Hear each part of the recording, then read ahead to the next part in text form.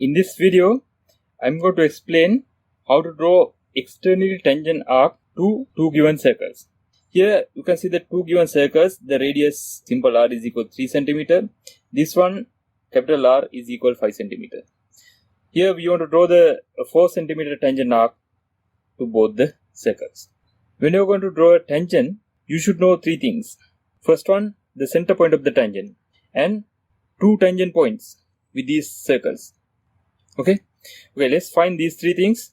Then let's see how to draw the tangent arc. Because this is an external tangent, you can see tangent center and this circle center distance should equal to the 4 cm plus 5 cm.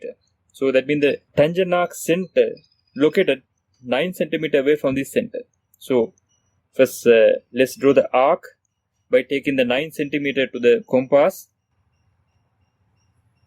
Okay. If you take the 3 cm circle, here the tangent arc radius is equal to 4 cm. Here this circle radius is equal to 3 cm.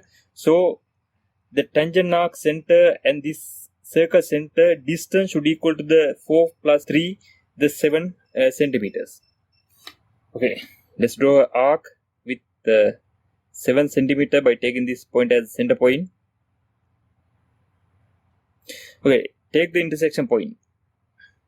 Okay, from this point, distance to center is equal to 9 cm. From this point, distance to this circle center is equal to 7 cm.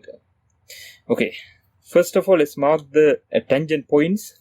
Draw a line connecting these 2 points. Here you can see one tangent point.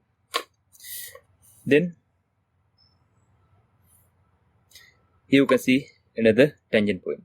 Okay, now we know the tangent arc center point, two tangent points. So now we can draw the tangent. Okay, take the 4 cm to the compass. Here the 4 cm. Then draw the tangent arc.